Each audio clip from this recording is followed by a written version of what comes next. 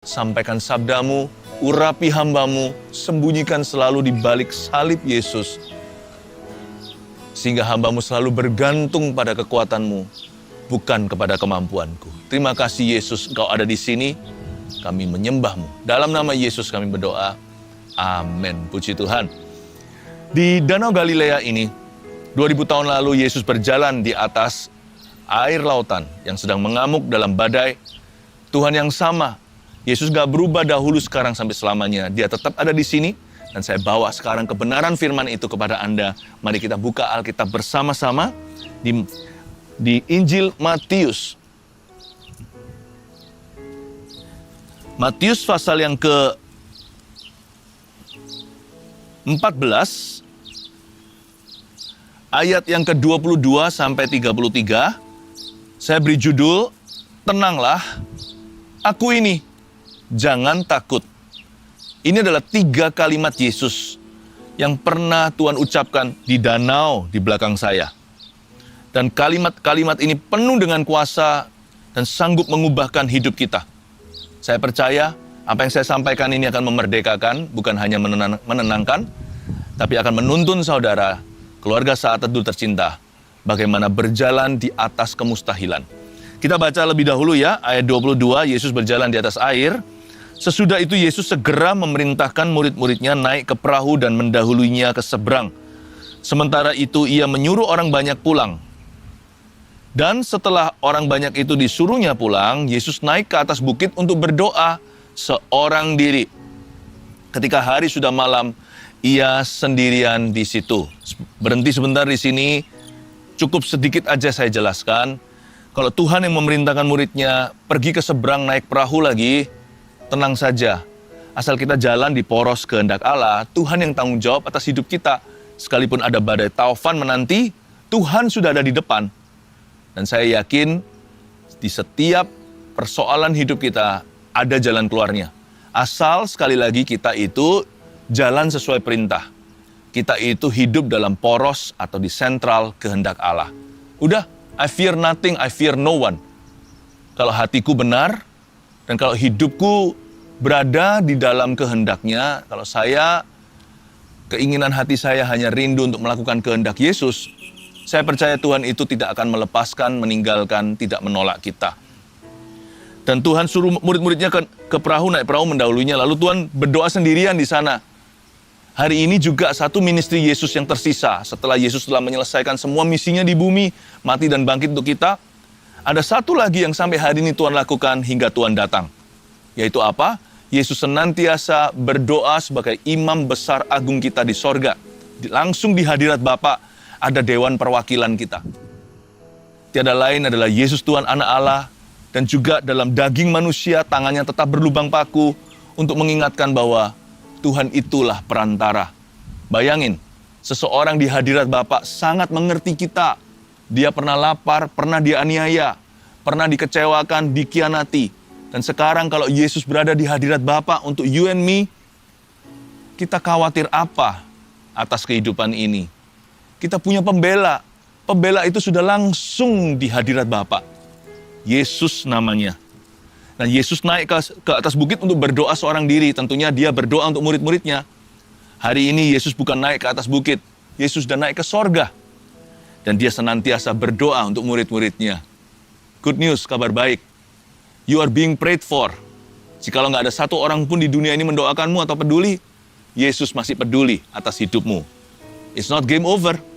Tidak pernah game over untuk Anda. Nggak ada game over plan.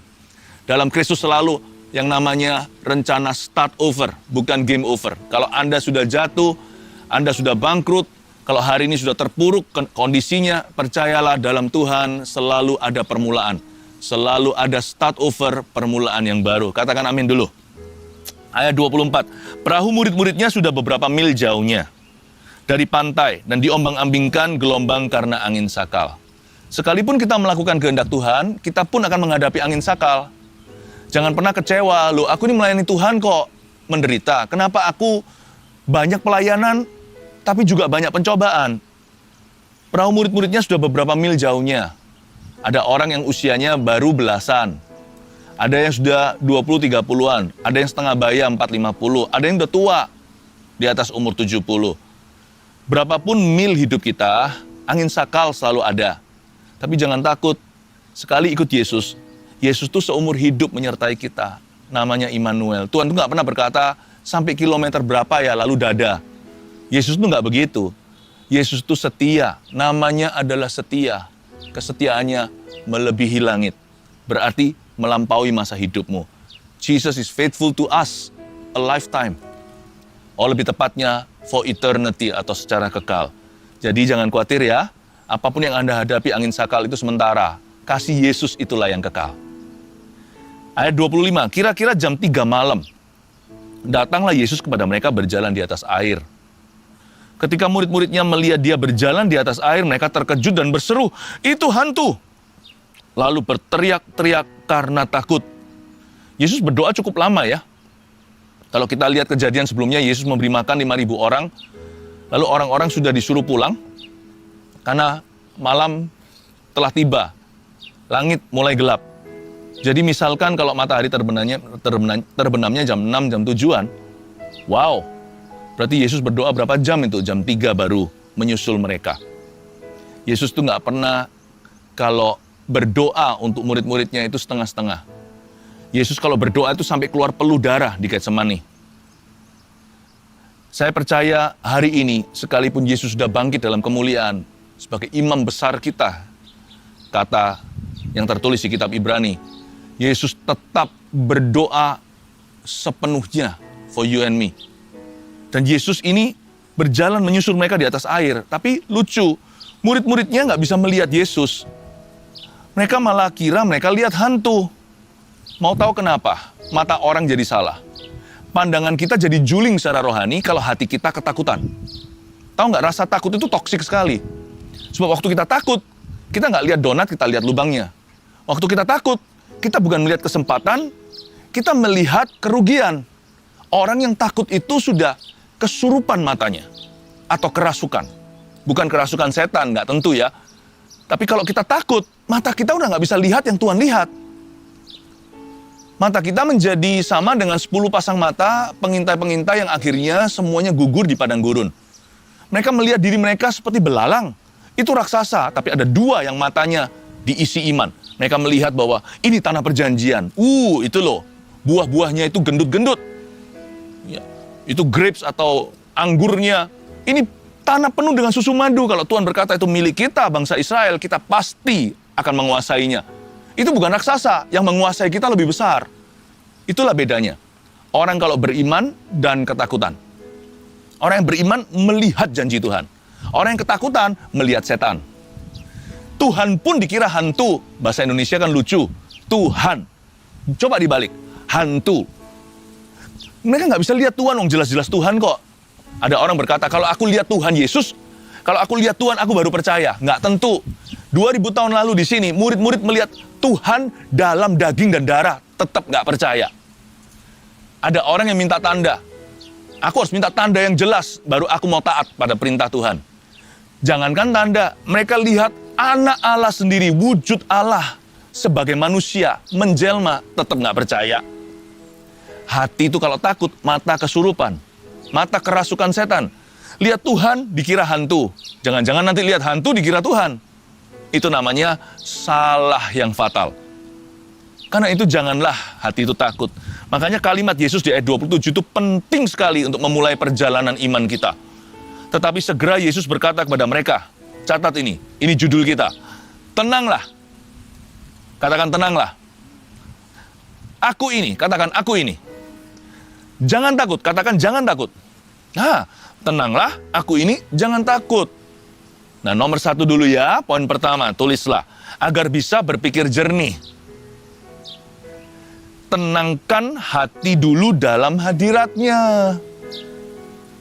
Supaya kita jangan sampai overthinking, salah thinking, atau yang seperti tadi itu, Tuhan dikira hantu, hantu jangan-jangan dikira Tuhan.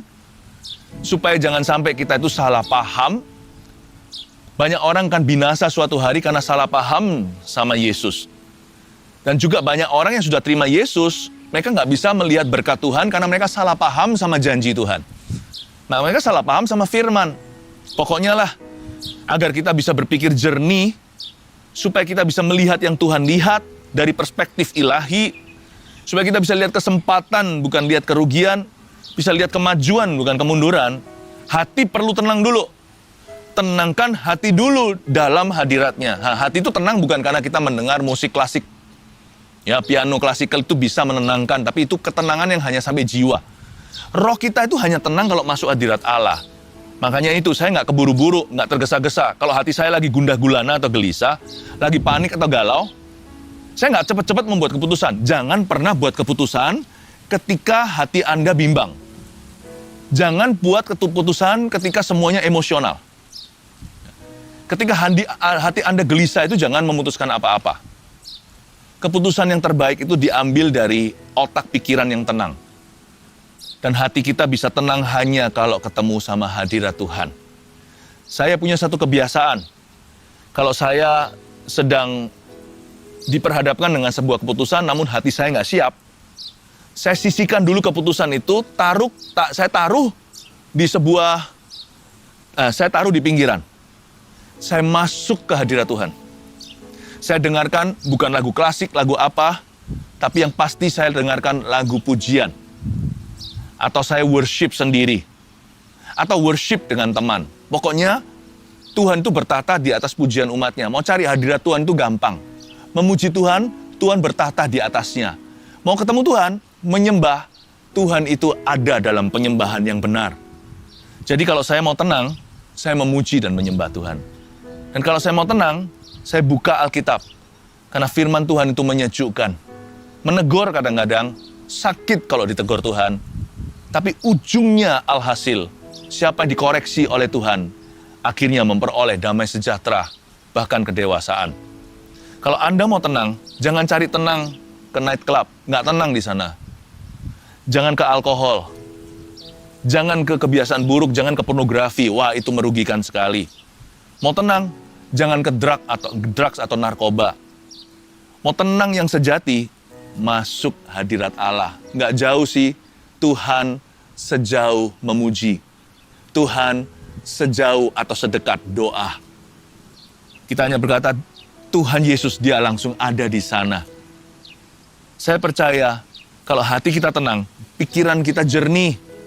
Agar bisa berpikir jernih, tenangkan dulu hati kita dalam hadiratnya. Lalu Petrus berseru dan menjawab dia di ayat 28. Tuhan, apabila engkau itu, suruhlah aku datang kepadamu berjalan di atas air. Kan di ayat sebelumnya Tuhan sudah berkata, aku ini, kalian tenang aja, jangan takut. Ini guru. Harusnya mereka tahu. Waktu itu mata mereka langsung tercelikkan. Mereka lihat, iya ya, itu Yesus Tuhan. Seharusnya malu ya. Baru saja mereka menuduh Tuhan itu hantu. Tetapi Petrus ini bijaksana. Di masa-masa kepanikan tersebut, badai taufan kan masih ada, kan belum tenang ini. Tuhan masih menenangkan hati mereka. Tuhan belum menenangkan badai taufan. Jadi, seringkali prioritas Tuhan jelas sekali. Tuhan tidak menenangkan kondisi keadaan yang Anda hadapi. Anda dan saya masih berada dalam problema. Tapi yang Tuhan tenangkan dulu bukan masalah kita. Mungkin belum terjadi mujizat di depan mata. Mungkin belum ada solusinya. Belum terjadi breakthrough atau terobosan apa-apa. Tapi kalau Tuhan mulai tenangkan hatimu, percayalah sebentar lagi keadaanmu akan menyusul juga.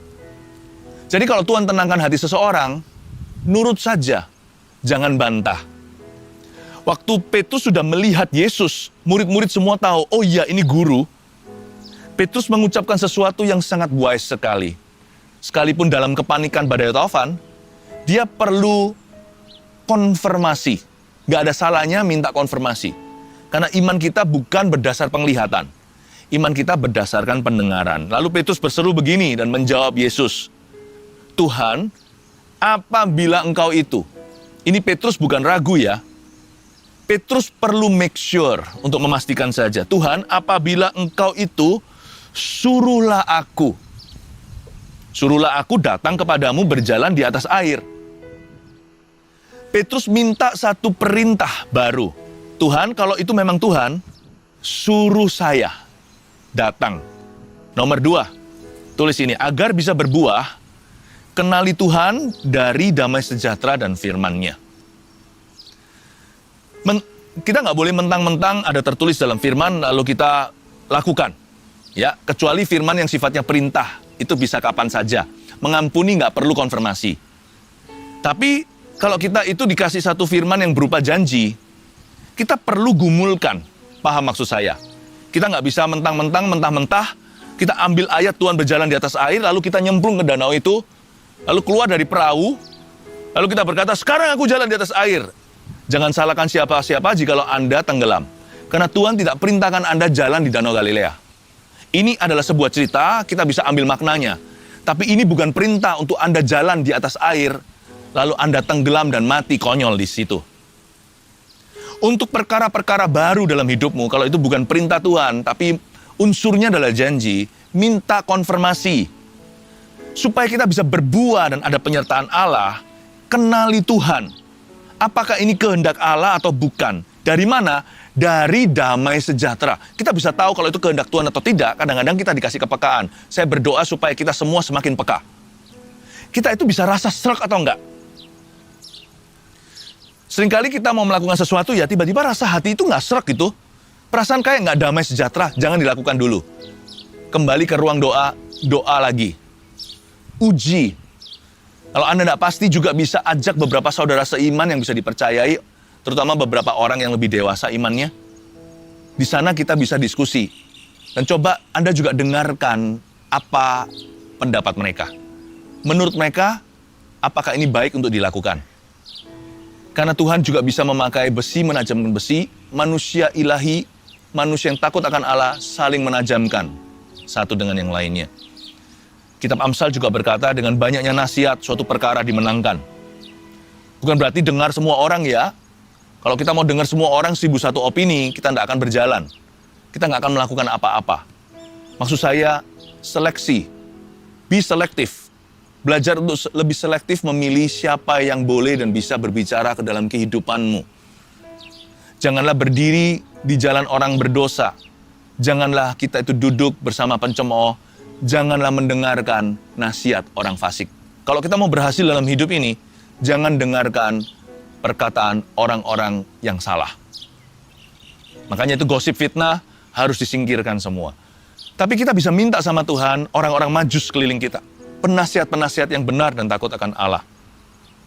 Dan mereka bisa menimbang sebelum Anda mengambil sebuah keputusan, baik itu keputusan untuk company, perusahaan, pekerjaan, atau keputusan mau belajar apa, jurusan apa, atau keputusan untuk pasangan hidup, keputusan dalam kesehatan, apakah saya tempuh jalur medis ini, yang atau yang itu, kita bisa minta sama Tuhan damai sejahtera.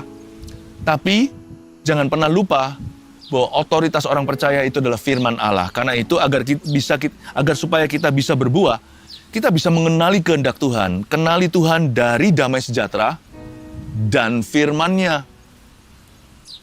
Kalau jelas-jelas firman Tuhan bilang jangan, sekalipun Anda serak segenap hati, teman-teman sekeliling semuanya kasih lampu hijau, jangan pergi. Karena Tuhan tidak berkenan. Peduli amat feeling kita atau perasaan. Mau kita merasa damai sejahteranya 100% perfect peace. Kalau firman Tuhan itu melarang kita, janganlah diterjang. Apalagi kalau terang-terangan ditulis di dalam firman. Kita nggak usah lagi cari tahu apa itu kehendak Tuhan atau bukan. Kalau firman berkata jangan, Anda nggak usah minta konfirmasi dari Roh Kudus. Roh Kudus tidak akan meng-cancel firman-Nya sendiri. Karena firman ini ilhamnya Roh Allah. Dan kalau firman Tuhan berkata lakukan, Anda juga jangan tawar. Kita nggak perlu negosiasi lagi. Ayolah Tuhan, boleh nggak di courting setengah jalan. Kalau firman Tuhan berkata, berikan mil kedua, jalan sampai mil kedua. Orang meminta bajumu, kasih mantelmu. Sudah jangan ditawar lagi, standar Allah memang tinggi, tapi diberkatilah orang-orang yang melakukannya. Kita bisa mengenali Tuhan. Makanya itu perkataan Tuhan pertama, tenanglah kan. Yang kedua apa? Aku ini. Agar supaya kita bisa menang dalam hidup ini, kita bisa berbuah yang lebat, kata Yesus, aku ini harus dihayati. Pertanyaan kita adalah, apakah ini Tuhan? dalam konteks hidup kita yang satu ini, apakah Tuhan ini atau bukan? Apakah ini dari Tuhan atau bukan? Kalau kita menimbang-nimbang suatu keputusan, ini Tuhan atau enggak ya? Ini kehendak Tuhan atau justru sebaliknya? Aku ini adalah kunci untuk berhasil dalam rencana Bapa. Bapa tidak berjanji untuk menyertai kita. Bapa berjanji untuk menyertai orang-orang yang menurut kehendaknya. Bapa berjanji menyertai orang-orang yang memuliakan Yesus. Orang-orang yang nurut sama anak Allah, putranya, Yesus Kristus, Juru Selamat kita. Kata tenanglah itu nomor satu, jernih dulu. Aku ini, is it you? If it is you, kalau itu engkau Tuhan. Di danau belakang ini, Petrus suaranya masih mendengung hari ini dalam iman. If it is you, tell me to walk towards you. Jikalau itu adalah engkau Tuhan, suruhlah aku berjalan datang kepadamu. Petrus nggak nekat, dia nggak bonek ya, bermodal nekat doang, langsung melangkah dan berkata, I'm walking to you. Dia tenggelam pasti, dia butuh satu perintah dari Tuhan. Kalau itu engkau, jikalau ini kehendakmu untuk aku berjalan di atas air, tell me to go. Beritahu aku untuk pergi. Belajar untuk dengar-dengaran nama Tuhan. Jangan mendahului Tuhan dalam segala keputusan. Tanya dulu sama Yesus, ini kehendakmu atau bukan? Ketika Tuhan berkata, aku ini, kalau memang Tuhan mengendaki, suruh aku, baru melakukan. Saya suka kata melakukan itu dalam bahasa Indonesia. Ada kata melaku, itu kalau bahasa Jawanya kan berjalan. Ya, jangan jalan, jangan melakukan. Sebelum Tuhan kasih lampu hijau sama kita. Belajar nunggu, menanti-nantikan Tuhan dalam keputusan-keputusanmu. Amin. Ini bukan berarti orang yang suka pasif, dikit-dikit minta konfirmasi. Ini bukan ayat yang membela mereka ya. Ini bukan ayat yang membenarkan. Bagi orang-orang yang demikian, sudah jangan tunggu konfirmasi yang jelas-jelas di Alkitab ditulis kok, tinggal melakukan, tinggal jalan. Tapi bagi orang yang suka tergesa-gesa dan gegabah, belajar sabar ya. Tenanglah, aku ini jangan takut. Lalu ayat 29 kata Yesus, datanglah, come. Maka Petrus turun dari perahu dan berjalan di atas air mendapatkan Yesus. Petrus itu bukan sakti, dia bisa berjalan di atas air. Petrus itu disertai karena memang itu perintah Tuhan. Kalau kita melihat orang lain berbuah, disertai, mujizat terjadi, itu bukan karena mereka hebat, bukan karena imannya besar, tapi karena mereka taat. Petrus jalan di sini, di ayat 29, karena Yesus sudah berkata, datanglah. Karena ada kata come, makanya langkah kaki Petrus jadi ringan di atas air itu, dia bisa mengapung alias mengambang. Tapi Yakobus kalau coba akan tenggelam. Bartolomeus kalau keluar dari perahu itu, dia juga akan tenggelam.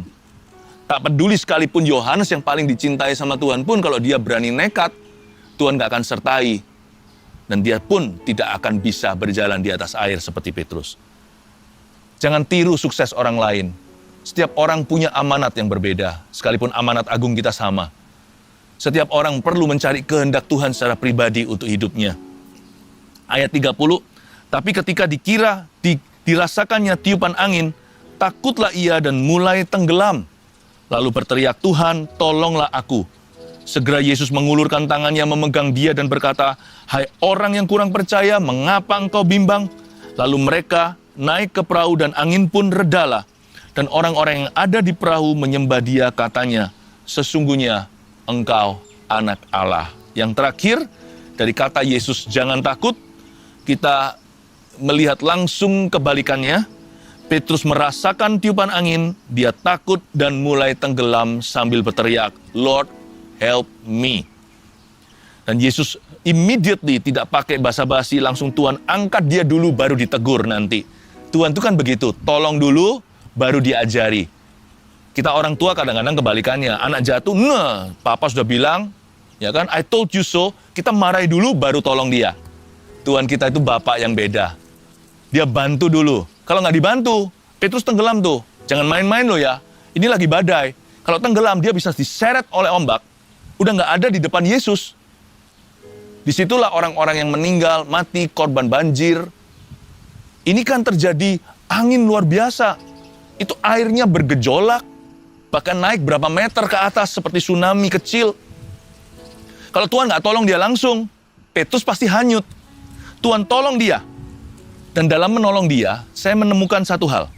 Saya pernah iseng coba ayat ini waktu saya berenang. Sebelum saya cemplung ke dalam airnya, saya coba bilang begini, Tuhan tolonglah aku. Nggak sempet sih.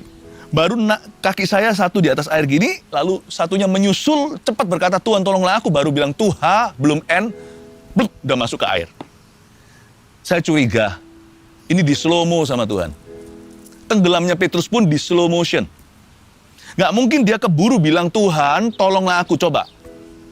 Pasti nanti ada yang mencobanya. Tapi pastikan Anda bisa berenang ya. Kolam renangnya juga jangan terlalu dalam. Tuhan tolonglah aku. Bahasa Inggris pun, Lord help me. Nggak keburu. Demikian pula bahasa Yunani. Nggak mungkin bisa sempat selesaikan satu kalimat itu. Jadi saya melihat di sini, bahkan tenggelamnya Petrus pun dipelankan oleh Tuhan Yesus. Jangan pernah ada yang takut. Aku jatuh nih, aduh aku bangkrut. Setan paling suka untuk hiperbola. Setan paling suka untuk membesar-besarkan masalah. Lihat ya, orang kalau kesetanan, dia besar-besarkan masalahnya. Orang kalau ketuhanan, dia kecilkan masalahnya, dia besarkan Tuhannya. Saya yakin, bahkan Petrus tenggelamnya pun itu dibuat lebih pelan. Jadi jangan takut, aduh mati aku, binasa aku, habis aku. Waduh kalau begini gimana aku bangkitnya? Sudah ludes semuanya, bangkrut total. Anakku gimana sekolah? Wah lanjut semuanya. Overthinking kan begitu caranya. Tapi Tuhan nggak seperti itu. Tuhan buat pelan sekali. Don't worry, you don't fall easily. When Christ is with you, waktu Kristus bersama denganmu, kita nggak bisa jatuh terlalu cepat atau terlalu gampang. Makanya kalau sampai ada anak Tuhan yang jatuh dalam dosa, itu pasti sudah keterlaluan dari anak Tuhannya, bukan dari Tuhannya. Saya nggak ngomong begini berarti kita kebal dosa loh ya. Biasanya orang yang merasa dirinya kebal, besok jatuh. Tapi saya ngomong begini supaya kita jangan takut.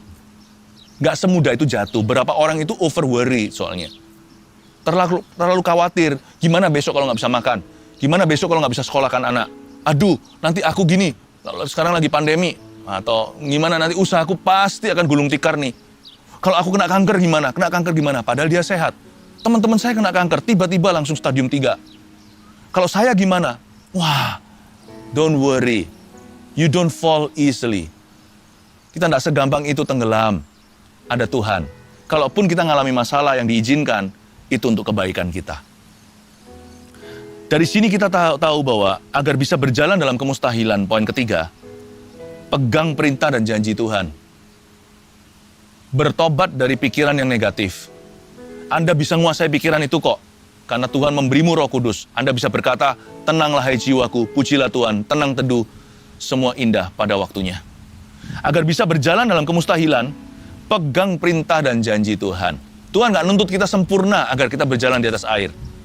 Bahkan ketika Petrus sudah kehilangan iman, semua seperti terlepas, seperti burung lepas dari sangkarnya.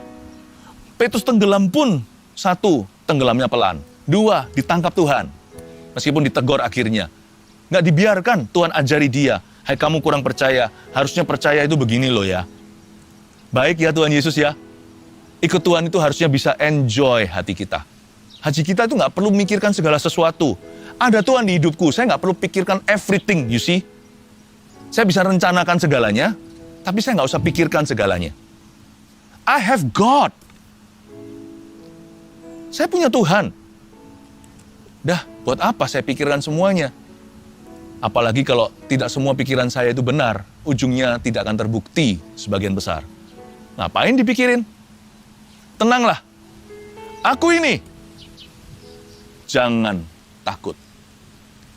Nomor satu, agar bisa berpikir jernih, tenangkan hati dulu dalam hadiratnya. Dua, agar bisa berbuah, kenali Tuhan dari damai sejahtera dan firman-Nya. Tiga, agar bisa berjalan dalam kemustahilan, pegang perintah dan janji Tuhan. 3 pesan sederhana dari Galilea. Semoga hidup Anda berkemenangan. Haleluya.